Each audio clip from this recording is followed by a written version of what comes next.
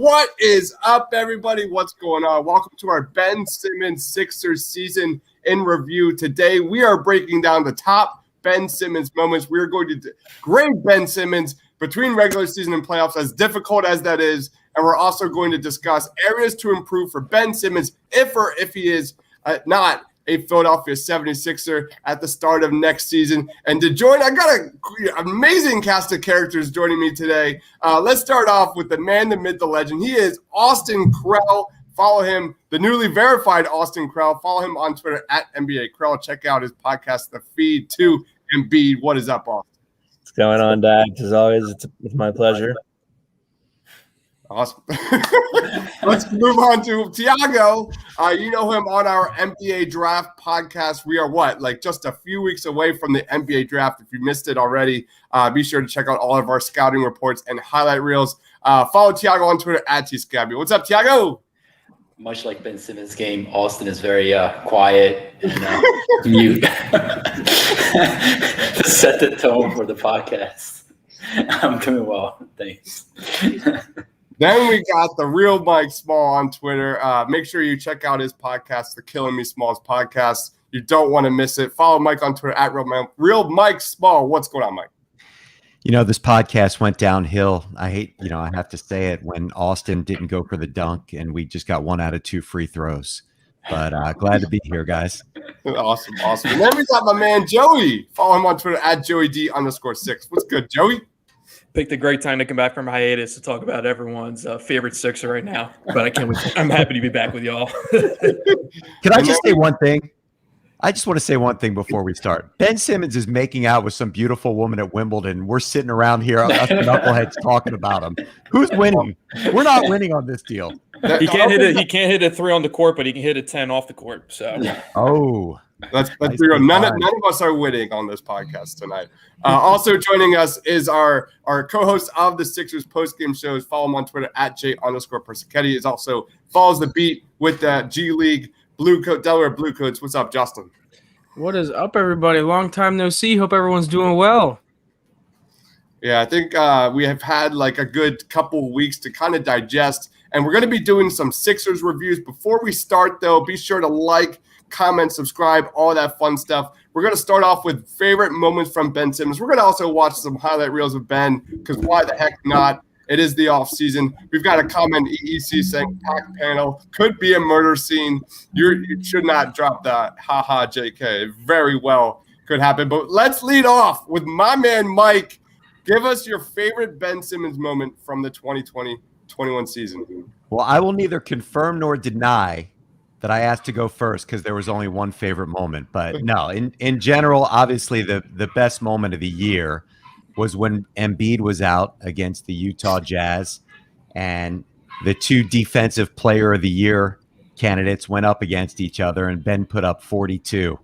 And it was a great opportunity to see him guard 1 through 5. It was a great opportunity to see him play center and guard multiple positions and just be aggressive to the cup. And then he went schizophrenic and lost it. All right, we got the 42 burger from Ben. Let's go right to Joey. We'll go straight up. Joey, what's your favorite Ben Simmons moment, man? well, like my good friend Mike Small, I also only was able to come up with the 42-point game against Utah. Made 12 of his 13 free throws in that game, by the way. And he had 19 in the first quarter, and he was just so in attack mode in that entire game. And it's just one of those games where, as an avid Ben supporter, as I have tried to be for most of his career, it's one of those games that pisses you off so much because he's clearly capable of having those kinds of games, but for some reason becomes maddeningly passive for so much of the games that he plays in. And I was going to say the game winner against the Spurs because it was just the most on-brand game winner for Ben. But I realized also that he only had 4 points in that game, and that was also his second of 2 buckets he made in that entire game. But I am also going with the 42-point game against Utah. Tiago. So on that passive note that you guys talked about, I went back and looked. So after that 42-point game against Utah, does anybody want to venture to guess how many 20-plus point games he had after that? I'll say 2. Definitely less than 5. Definitely less than 5. I agree, Mike. Yeah, I'm gonna get 5 20-point games all season. So it was 4. And to make matters worse, he attempted 26 field goals that game. Do you know how many games he had after that game of less than 10 field goal attempts? Oh my God. Less than 16. 5. Oh, 18. less than, yeah, 20.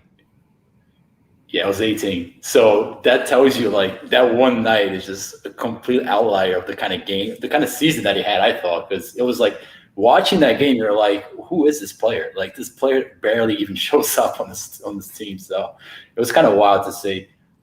For me, it was really just so it wasn't exactly a moment. I thought that was my favorite Ben Simmons stretch of his career. So he averaged something like 21 points a game in February. He was really good. And one of the moments that stood out for me the most was that game in Portland, that road game. They actually ended up losing the game, but I thought that his defense on Dame Lillard that game late, it was something that I had rarely seen before. I mean, he really took Dame out of his element entirely. And we all know what type of player Dame is, especially late in the game. So I thought that moment against Portland, they didn't win the game, but I left that game thinking, man, if that's the type of impact we're going to get from Ben Simmons defensively in the postseason, this can really work. And it turns out it did not. So it was unfortunate, but I thought that was probably his best moment as a Sixers this year. Yeah, that was a good one. Yeah. EEC says the Ben game when he did a good job closing against the Boston Celtics. Justin, what is your favorite Ben Simmons moment from this past year? I think one of my biggest moments for Ben last year was when he was guarding Luka Doncic. Games where he was just guarding guys like that, and Tiago kind of talked about it a little bit there with when he guarded Dame against Portland. Just when it seemed to matchups with Ben against like top tier forward type players just seemed to be so fun to watch all year, especially against a guy like him, who Luka has been efficient and been such a good point guard for the Mavs for really since he's been on the team. So I think that to me is one of the big moments. What about you, Austin? I will steal the one that Joey didn't take. That even though it was a 4-point context, I am a sucker for a buzzer beater. That's always been my thing. So I'll take that moment. Also, it was very, I guess, symbolic of Ben's whole season. Like you're like trying to find the value beyond the box score, and then he has one moment where he's great. In that he tips in the game winner. So I'll take that moment. It just sort of tells you the kind of season it was for Ben Simmons, and that is that it was. Oh, that's a nice turnaround jumper. Okay, I'll take that. But it was the night to night. You were not quite sure which version of him you were going to get, and it was a very frustrating season for Ben overall. Is what I would say.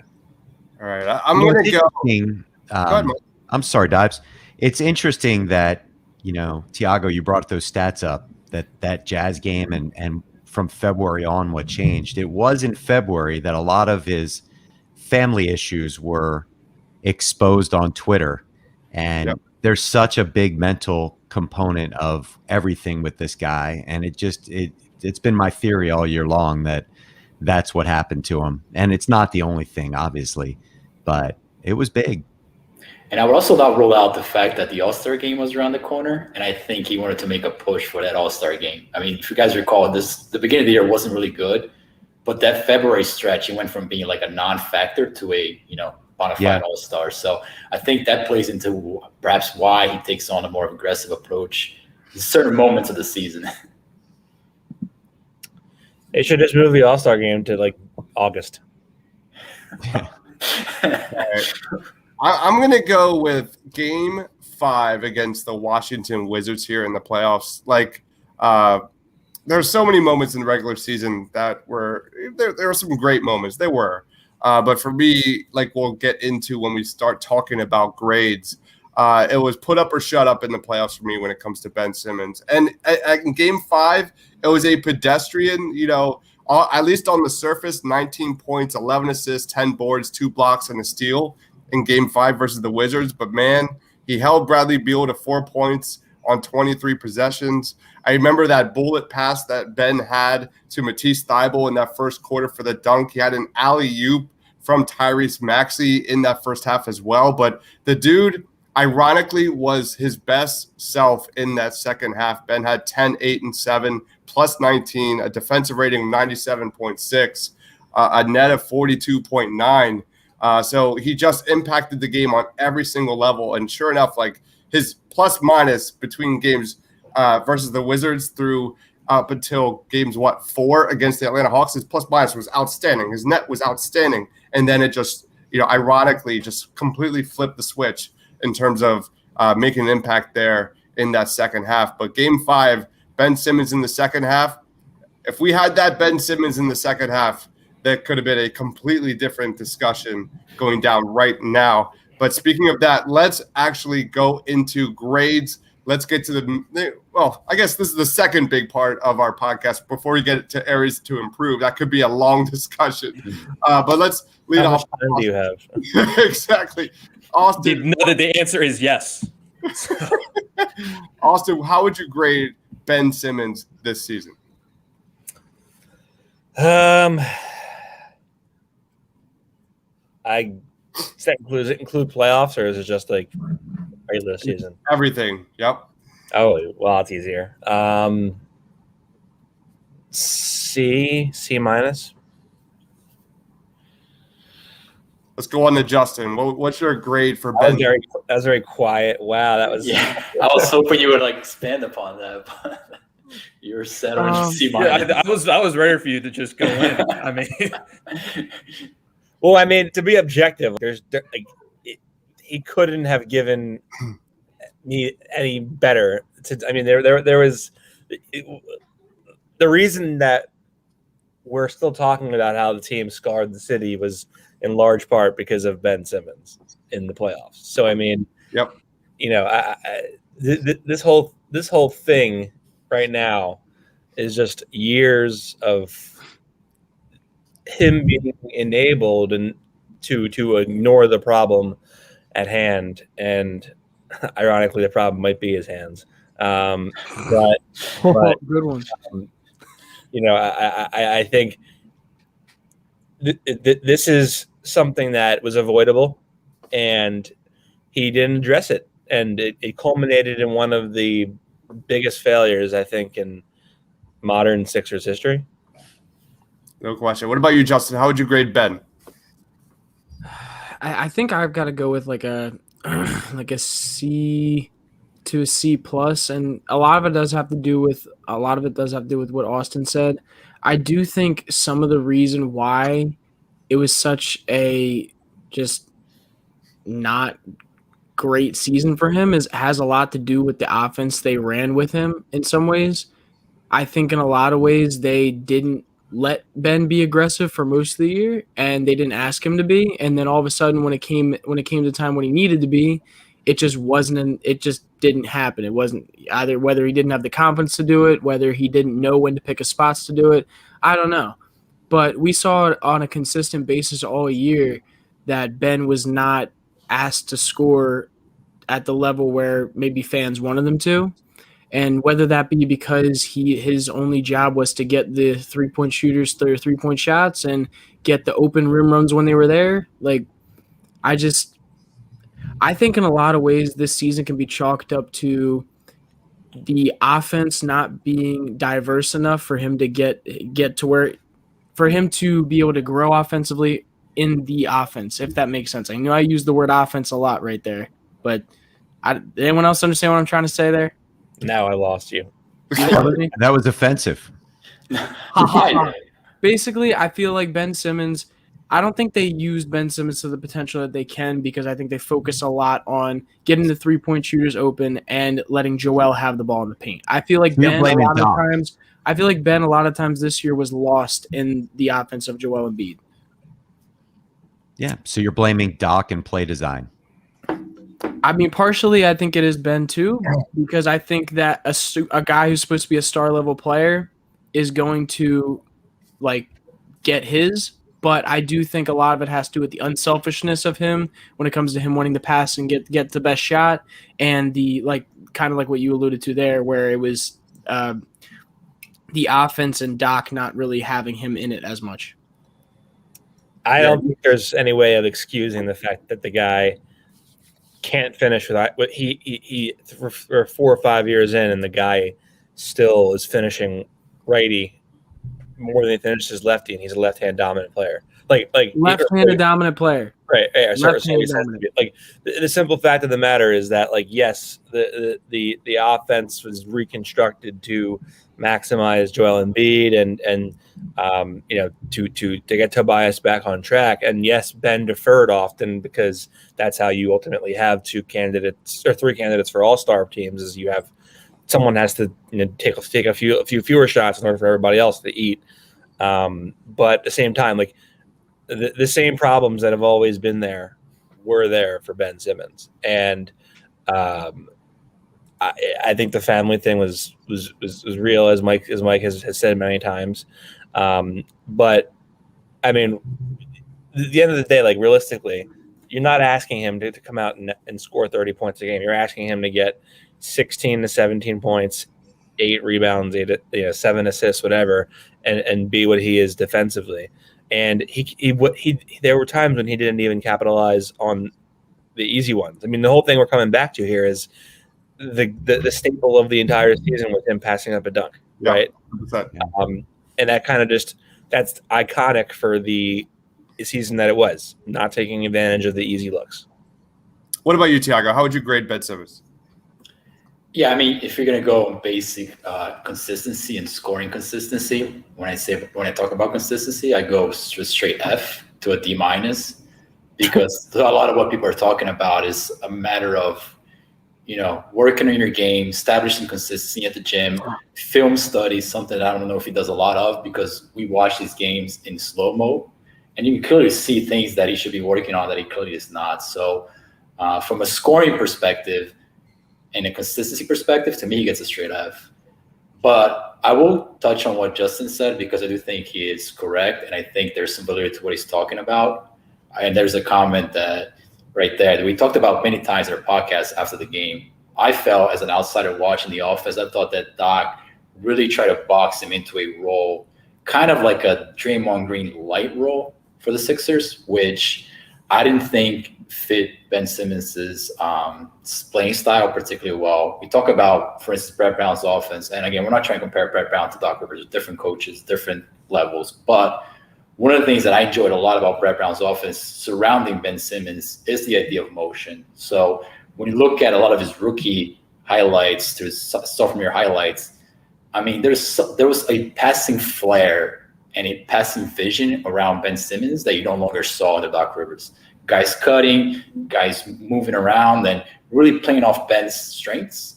And I didn't see that much of that at all this year. And I thought that Ben, in my opinion, I don't know Ben personally, but I think he's one of those players that thrives off making other players better. So he thrives off giving guys easier buckets. And I think when he's in that system, that environment, things seem to fall more into place for him, instead of being a ball watcher, kind of a dunker spot, kind of offensive rebound kind of player. So I didn't think that the Sixers did a particularly good job, on top of all the lineup stuff they had going on with Dwight, which we can talk about. It wasn't particularly good. So I will forgive him some for that. So I'll give him like a C overall instead of a C-. But, the scoring consistency stuff that we talk about, I mean, there's no other way to go around it. I mean, he accepts being a D- to average player. And that's unacceptable at the level that he's at in the NBA today. So, yeah, that's kind of where I'm standing with Ben right now in terms of a grade. Go ahead, Justin. Yeah, I wanted to say something quick about, and something that confused me, and I'm curious to get other people's thoughts on it throughout the year, and it has to do with the scoring inconsistencies.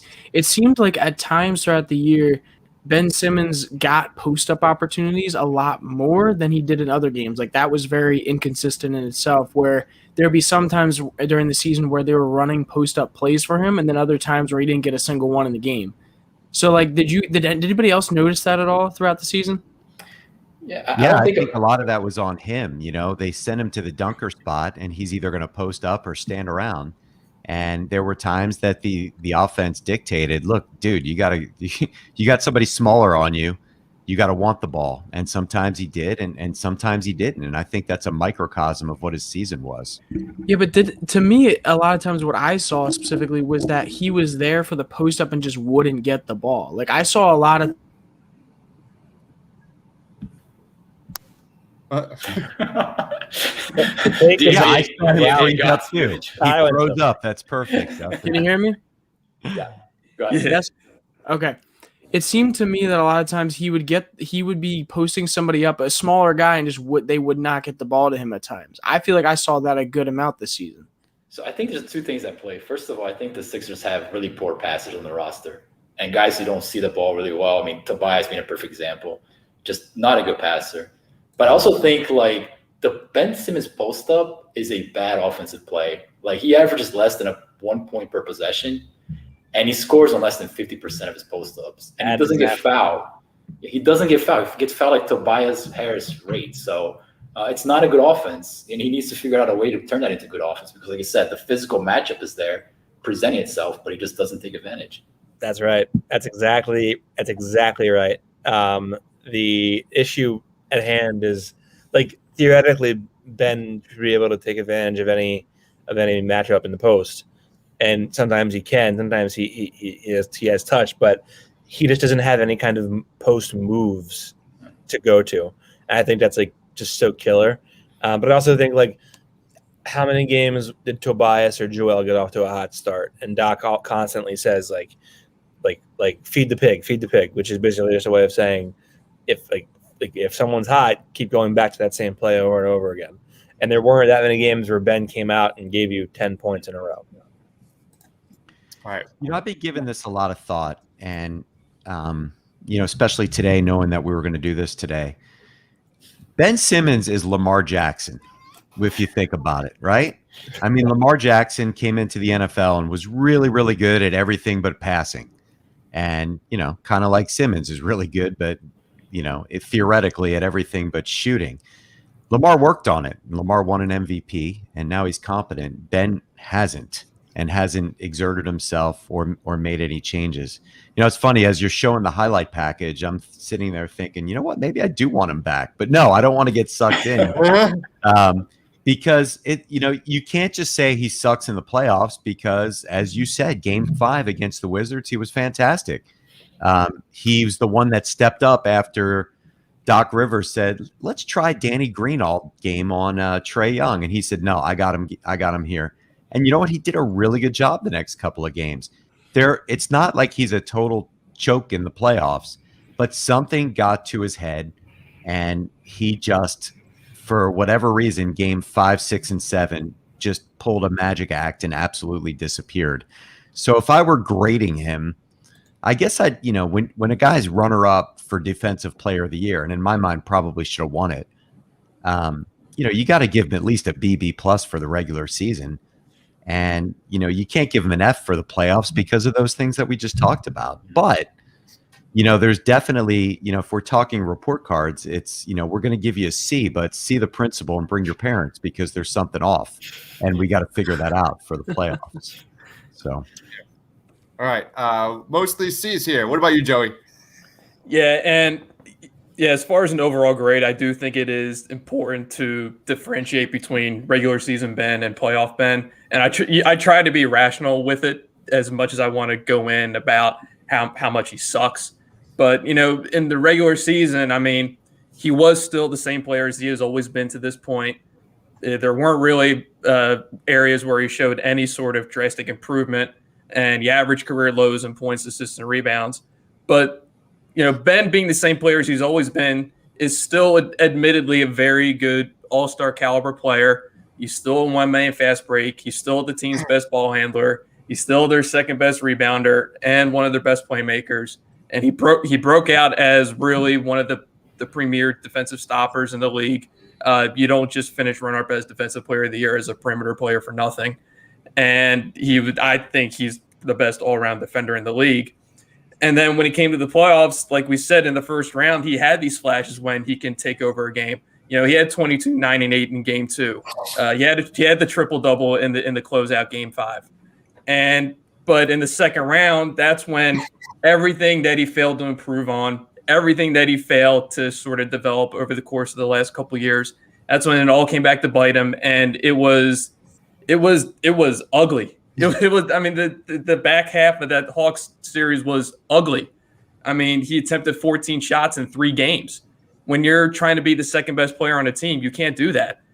And of course, we haven't even gotten into his historically awful free throw shooting throughout the entire playoffs as well. So, regular season Ben was a solid B plus, and then playoffs it was a total C minus. I'm only giving him a C minus because I felt that his defense throughout the entire playoffs was the only thing that really, translated from the regular season. So overall, it was really just a C kind of season, and you can't have that if you're trying to, become a champion. Any of you guys remember Greg Norman at the Masters? I don't know what year it was, when he had that huge lead and just fell apart down the stretch and just, I'm not going, all Australians choke. That's not where I'm headed. And you're just watching it and your stomach hurts for him. And that's what it was like watching Ben Simmons at the free throw line. And then when he skipped that dunk and he couldn't make, he's 6'11" and he couldn't make a layup. And it was like that same feeling. And it was maddening and painful, but your heart goes out to, like, this is a human being who's like a national joke. And it sucks. Like Ryan Howard's like end of days in Philadelphia. Yeah, for sure. Yeah. Really hard to watch. I'm right there with you, Mike. I'm in that C minus range. I can't forget, what one field goal attempt per game in the last few second halves against the Hawks. I can't forget those things. When we talk about our big three, how many times they stepped up in the regular season, they flat out failed against the Atlanta Hawks there when it mattered the most. And Ben Simmons is right up there. I've been one of Ben's biggest supporters all season long. And there's really a C minus for me, and I mean this wholeheartedly, I think is being pretty generous, considering how much the Sixers needed him. And whatever got between those years, it completely tore apart his game. And like you said, Austin, that play where he dished instead of dunked in Game 7 versus the Hawks is the single biggest play of the season. That will be my lasting memory for years upon years. And for someone like Ben Simmons, where it's all about legacy, man, that is a bad look. And like you said, Mike, he says he's going to work on individual development this offseason. We will see. But the proof is in the pudding. I haven't seen it. And everything that I've seen, everything that I've read, it is definitely a dark off season for sure. So for the sake of time, let's roll on to areas to improve, because I imagine we have a lot to pick apart here. Austin, lead us off. What is your top area to improve for Ben? Well, before Austin goes, shouldn't we ask Chauncey Billups, who's going to be his next coach, what he wants him to work on? Or we could ask Luke Walton. Or we could, absolutely. Or possibly Billy Donovan. Yeah. Or we could ask the coach of like the. Well, I sure as hell don't want it to be here. Who's the head coach of the Shanghai Sharks? Insanity. Waiting for Ben Simmons to improve over and over again and expecting a different result. Maybe you could hang out with Markelle down in Orlando or something. There you go. Yeah. Well, where we send off all our non-shooters. Austin, what's the biggest area for Ben Simmons to improvement? No, I think somewhat ironically, like, he did kind of slowly show progression as a jump shooter this year.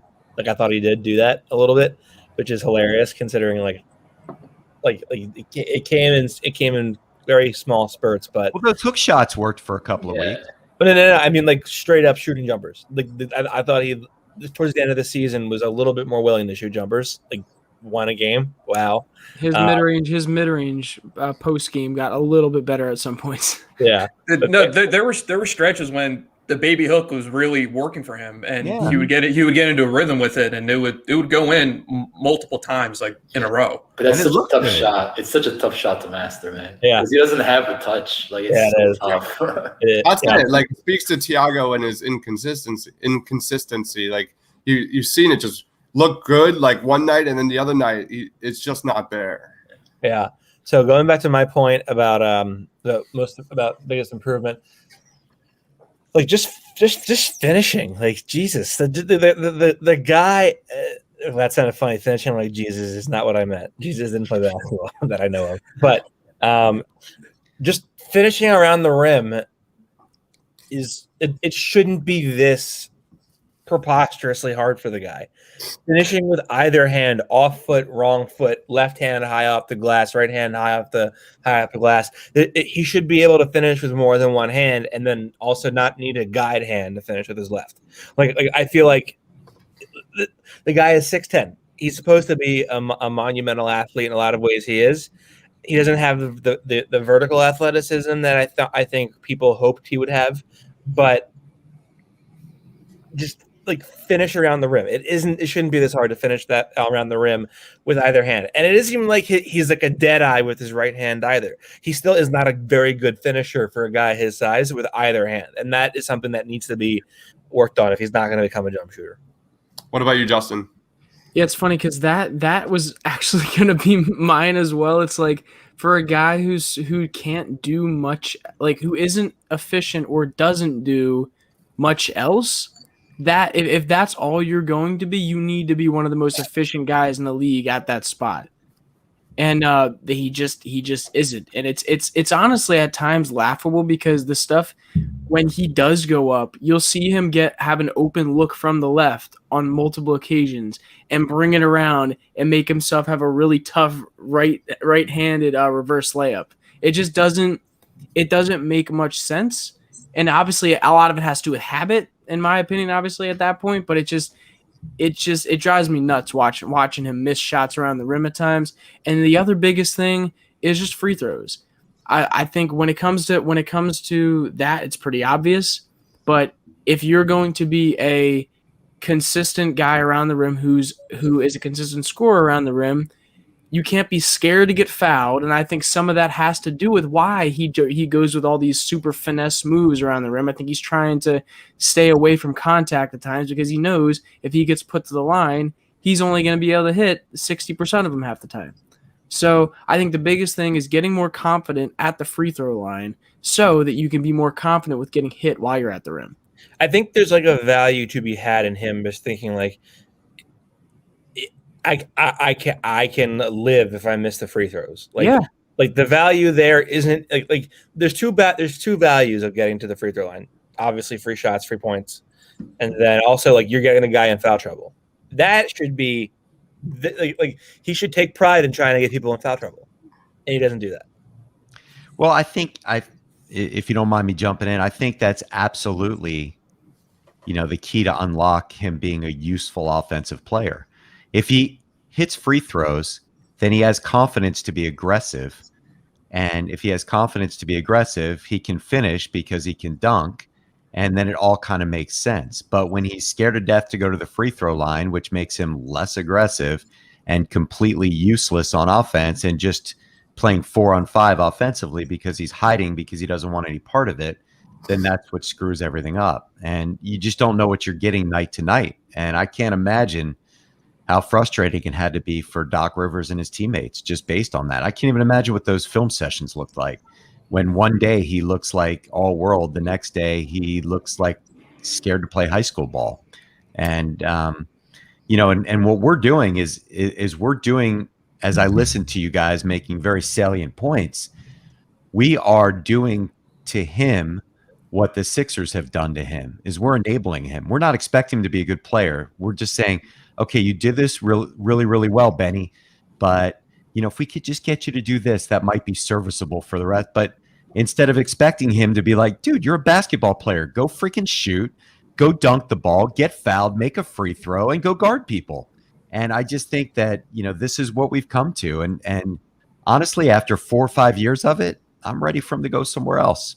As much as I love him and as much as I rooted for him, God, I feel like there's a therapy session and I need to leave a copay at the door. But that is a valid question. Did the Sixers fail Ben Simmons or did Ben fail the Sixers? Like that, because you look at, Chris, can I just say something?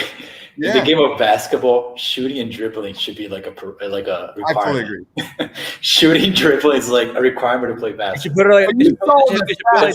He crosses off one of those boxes. It's just the other one where he erases it. He erases it from the paper. LinkedIn, where like requirements for the job are like a high school diploma, shooting, dribbling.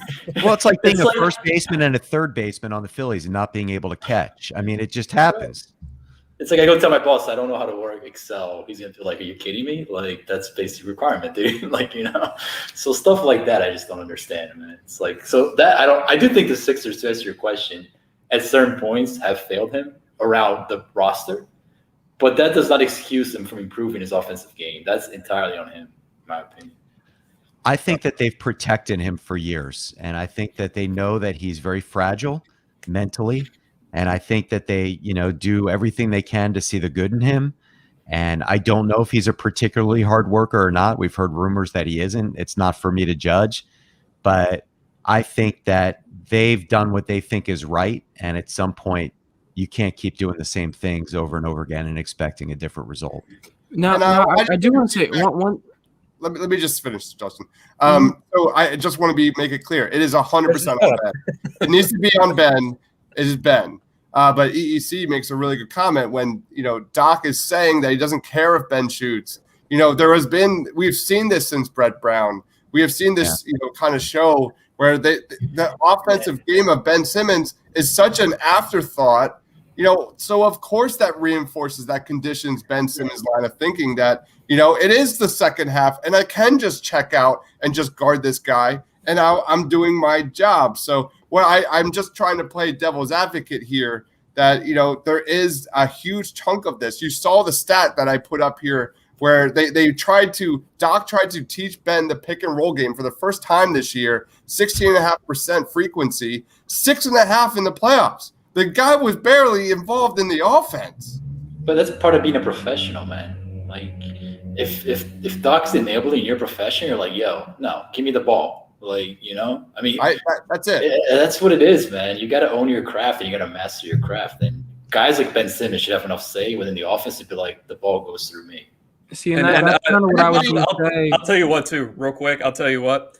If all of this embarrassment and all this public humiliation doesn't at least motivate him to at least, improve somewhat over this summer, then he's a total lost cause at that point because he's never going to improve. He'll always be the same player. He won't get another max contract if he comes back the same player that he was.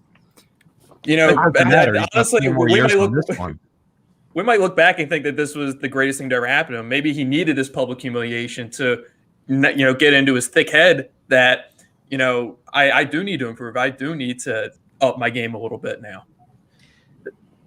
Go ahead, And Justin. if you took the ball, you argue with Embiid. Okay. I really thought Game 7 he was going to step up. I really thought he was humiliated. Oh boy, I did. 6.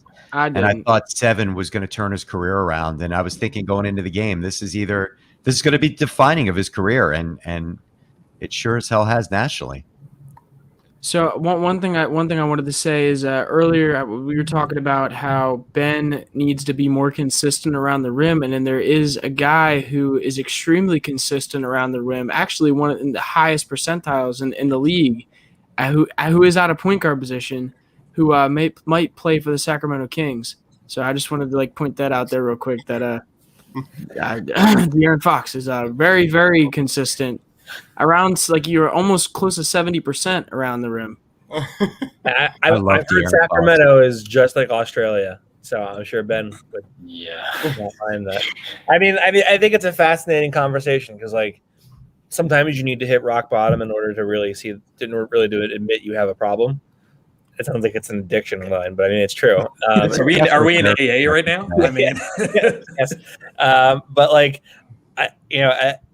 I think it's a risk, but I'm kind of fascinated to be like, well, how does he come back from this? And I mean, maybe the Sixers have to be safe and say, well, we can observe what that looks like, but from another city. Because was this not the same conversation 2 years ago though? When Jimmy Butler was here and then he left, and we were like, okay, Ben Simmons, let's see how he comes back after the humiliating loss against the Raptors. Or not humiliating, but lost against the Raptors. Maybe he'll come back even better with Jimmy gone. It's him and Joel's team. There was nothing like it's nothing. I'm sorry, it's nothing like that. You're right. I'm not. You're right. It's not the same thing, but I just mean the growth that we expected that didn't end up happening. Is more what I mean from year to year basis. we haven't seen, besides defense, I feel like you haven't seen a legitimate growth at all. You're right. You haven't, but there were in the past. You could have been like, well, if Joel would have been healthier in shape, or if they had had a plausible second unit, maybe it wouldn't have mattered anyway. Like it's literally almost undeniable that they lost that series because of Ben Simmons. Like, I'm sorry, I know basketball is a team sport. Could you say Tobias Harris too?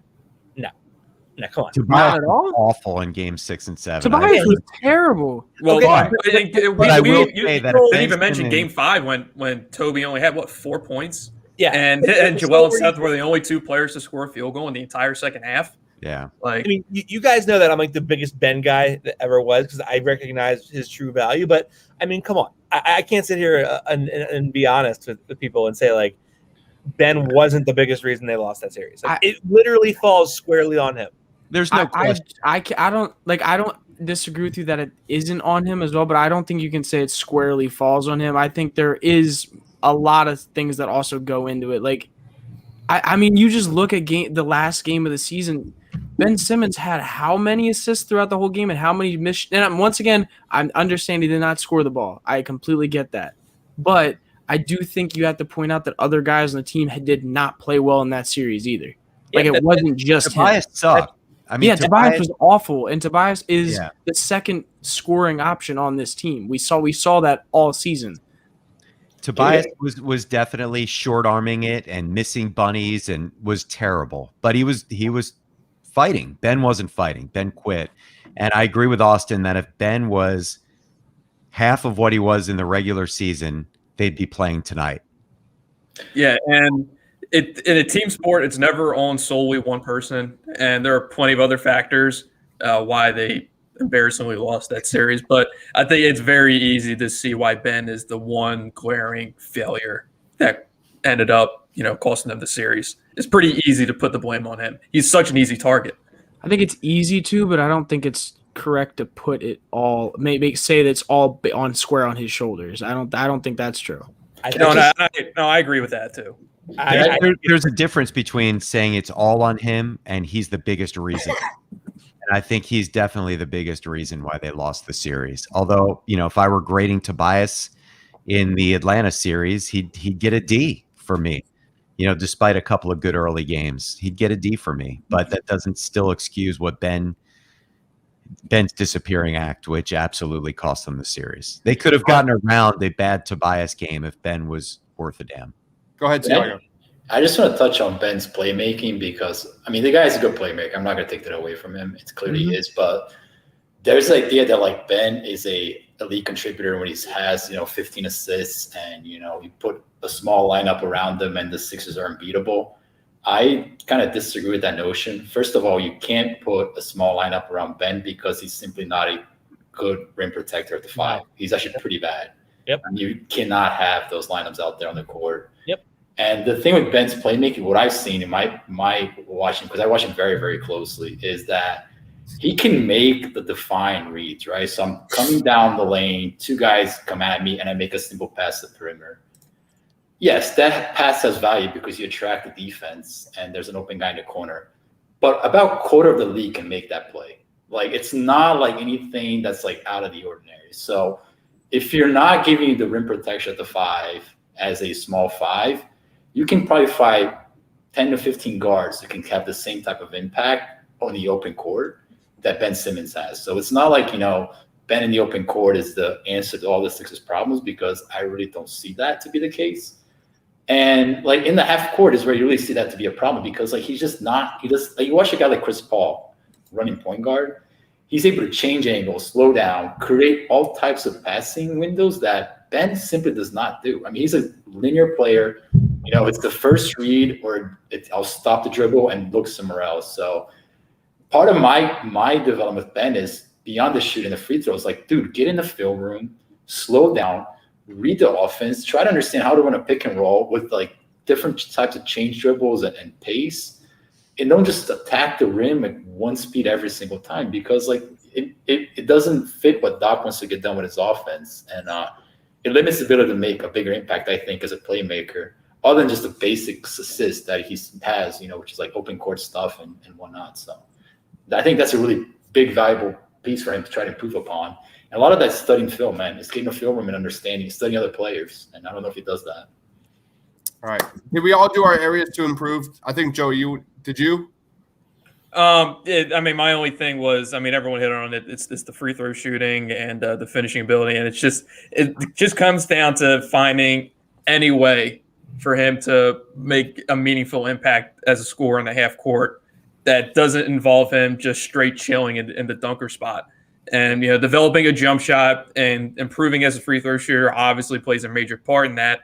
And just even finding ways to make an impact as a screener, a cutter. I know Austin, I forget where you said it, but it's Doc's system is allergic to cutting, and even just as a roller too. It's if he can just find some way to make an impact in the half court, then that's a pretty drastic improvement for him. We talk about Doc's system a lot. What gives you confidence that Doc was able to even implement a system? Because he had an abbreviated offseason. Mm-hmm. He got hired in September, October, and then they had the season started in December. You have a regular training camp, whatever, but they didn't have any practice time. I have no reason to believe, and I could be dead wrong here, but I have no reason to believe that Doc was realistically able to implement a system. Other than a couple of plays here and there. I think a lot of it was probably him just sticking with what they had learned previously and trying to build upon that and expand that a little bit. I think next season is when I'm going to really start grading Doc heavily. I don't think there's any mistake or any coincidence why the Bucks, the Suns, why those were the teams that were able to make it further in the playoffs this year.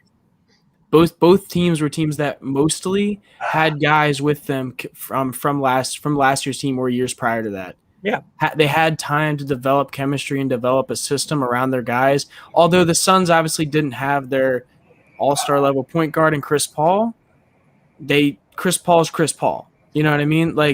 Doc Rivers came in early this year. Daryl Morey came in early this year. They had like you said, an abbreviated offseason, but also this season had zero practice time all season. You saw as the year went on, players get more comfortable in the system, but you didn't see much change in the offense whatsoever. That I think, obviously, all season ISO ball with Joel Embiid was the most consistent and most efficient playing style, but in years past, you've seen like we said, we saw Brett Brown implement different things or implement different sets, and even this year you saw a little bit of that, but nothing in comparison. So it's like I said, I don't think there's a mistake as to why you see teams like the Phoenix and teams like the Bucks getting further this year because they've had some chemistry able to be grown. I disagree with that, by the way, Austin. I'm sorry, man. I think if you study the Clippers offense, and I know you watch film because you've done awesome articles about them. Yeah, there may be variation stuff he probably hasn't implemented yet, but it's heavy pick and roll and it's not a lot of motion. And with the Sixers, man, it's heavy pick and roll and not a lot of motions. A lot of the stuff he's bringing from LA. You watch a team like the Suns; they do a lot more stuff. There's still it works so well in LA, so I'm confident that it'll work. Well, here's the thing: he doesn't have those perimeter stars that LA does. So your isolation guys like Embiid, right in the post, the guy's getting triple team. So if you get Dame Lillard, maybe it changes the equation, but I'm not as optimistic on Doc as most folks are. Well, do you think that's why do you think that's why the Sacramento rumors with De'Aaron Fox, because De'Aaron Fox is such a good pick and roll player, do you think that's why that's the kind of player you're seeing? Damian Lillard, De'Aaron Fox, you saw. Yeah. What was the other rumor? What was that? Zach LaVine. Yeah, a lot of those guys are guys who are thrive in the pick and roll, and that is Doc Rivers' offense, like you're saying. So yeah, he gets those guys. He gets Damian Lillard. Listen, Doc can look like a genius tomorrow because now you got Damian Lillard in isolation. This guy's going to be unstoppable. So I don't know. Yeah, a healthy Embiid and Damian Lillard, there's no way they don't win 50 games. Obviously. So they might win 60 games. Honestly. Yeah, if they don't win 55, then that's a failure. Yeah. All right, let's wrap this up, guys. Yeah. Let's wrap And this up. Howard Eskin will finally have someone who will shoot a jump shot. So it'll be great. Final question. Don't guys. speak that name. We're going to do final thoughts and plugs, but before you leave, is Ben in Philadelphia or on another team? What is your gut feeling? Austin, plugs, answer the question. Go. I got no fucking idea. Oh, I've heard what I've heard. I also don't think that they are going to move him for anything. I don't think they're going to move him for just anything. Just anything. Yeah. I don't know. All right. I'll tell you this. I think it's nearly impossible to sell anybody on him being on the team come playoff time, because if you have another season like this where you're a top 2 seed and you have this golden path or whatever, you can't possibly jeopardize another run and then say like, oh well, we thought this time would be different. So I don't think he'll be here at the end of the season, but we'll see. Justin, plugs. Will Ben be here next season or on another team? go follow me at @J_Persichetti on Twitter, and I personally don't think so. I think that over the summer that there's going to be some guys that open up, and I think they just like we were talking about a little bit earlier. I think if they want to implement the best person they can into this system with Joel Embiid, it's not going to be Ben Simmons, and that's just I think we've known that for a while. I think it's just at this point trying to, like Austin said, get the value that is necessary for Ben. And I agree with Austin to the fact that if Daryl doesn't see that value, they might keep Ben around till the trade deadline at that point, possibly. But I do think odds are he will be gone before the season. Tiago, plugs. Will Ben be in Philadelphia or on another team at the start of next season? So plugs. Yeah. He'll definitely be in Philadelphia or on another team at the start of the season. I actually do think he'll be here. I think they'll try to move him at the deadline. I think he's going to have a good start of the year. He may not even improve anything, but he's shown to be an all-star player, even with no jump shots. So maybe flip him at the deadline and see what they can get then. If you guys want to check out NBA draft stuff, man, this is the place to check out. We are covering a ton of prospects. The Sixers have a ton of needs, and it's quite a deep draft once again. So if they want to decide to go that route, a lot of interesting names to choose from on July 29th. It's coming around. Oh, my gosh. I can't believe that. Joey, where can we find you? Ben, stay or go? All right, you can give me a follow or not at JoeyD_6 on Twitter. And I am in Austin's camp. I don't know. My gut probably says that he is still on the team. But because, like we've all said, they're not going to trade him for pennies. He is still a very good player, no matter how much we can rip him to shreds or whatever. But if he is still on the team, if he is not drastically improved or has at least shown some semblance of improvement by season start, he's still going to be subjected to more dumbass WIP morning polls. Debating his personal life all day. It's going to be all day. I would love someone to follow randos around from the city and be like, oh, he's on a date. He's not at work. He better get back to work. And people be like, shut the hell up. It's ridiculous to me. It's any time there is a real good reason why I stopped following WIP on Twitter. Dude, the amount of BS that I see come on my timeline from that. That whoever puts obviously they're putting it out for clicks. We get it, but it's just oh my lord, it's insane to me the amount of stuff that is out there. I saw Austin Crowell balling at the park the other day. Is he as committed to TPL as we think he is? Yes or no? Vote below. The answer is absolutely fuck no. All right, let's wrap it up. Mike, I do want to point out Nate Ukoha's comments here. You Celtics own you guys. I don't know that they own TPL. If they did, I'd be a very wealthy man. They'd be paying me. But also, I ended your life too, sir. So, boom, roasted. All right, I'm going to be really quick ratio plus L, as the kids say. Yeah, I'm going to be really quick because I smell a steak dinner in the other room that my wife is cooking, and On that note, I just want to say that there's a better chance of me making out with a model in Wimbledon tomorrow than there is of Ben Simmons being on this team. I don't think there's any way in hell that he comes back with the Sixers. I don't think Daryl Morey wanted him in the first place. I heard that he wanted him gone at the beginning of the year, and Doc wanted to keep him. I don't think that there's any chance at all that he comes back. I think there is enough value out there that he'll get something. Please follow me on Twitter at Real Mike Small. Follow the Killing Me Smalls podcast. I've got Mike Lombardi, who is a big Sopranos guy, a big NFL guy, former GM, used to work with the Eagles, and loves to talk smack about the Sixers. So it'll be a lot of fun. We'll have tell him the charity. If I can say something real quick, our man Mike Small is getting elite guests on his pod, and he needs more listens.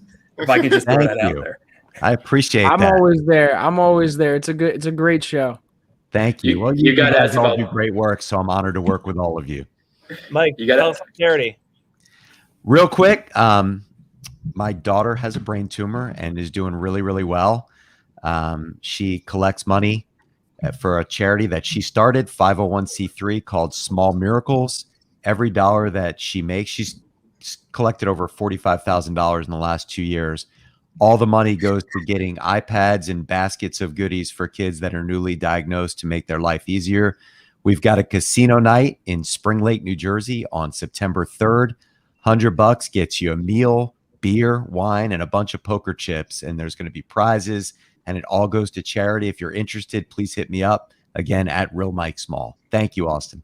Is there a discount for me? You're $200. If you come, I will pay for your ticket. Just there we go. For the honor of you A being discount. Austin Wants a discount. Yeah, Austin before you wants were a discount verified, at a you'd have to charity pay. event. Now that you're verified, I'll pay for you. There you go. There we go. So Austin wants a discount at a charity event. Vote on the TPL Twitter whether or not. That's classic.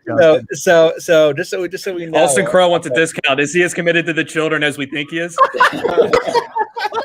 No, obviously not. 610-632. Oh my Lord. Since the Celtics own us, they'll be able to donate and match anything to charity, right? Does Austin hate children? 610. All right, let's get out of here. Let's wrap it up. Thank you, everybody, for watching. Please be sure to like, comment, subscribe here at the Painted Lines YouTube channel. We'll be rolling with these Sixers player reviews as the weeks progress. And make sure you check out all of our NBA draft content with my man Tiago and myself, the Feed to Embiid, the Killing Me Smalls podcast. You can find that here at the Painted Lines. For Austin, for Justin, for Tiago, for Joey, for Mike. Thanks for watching. Stay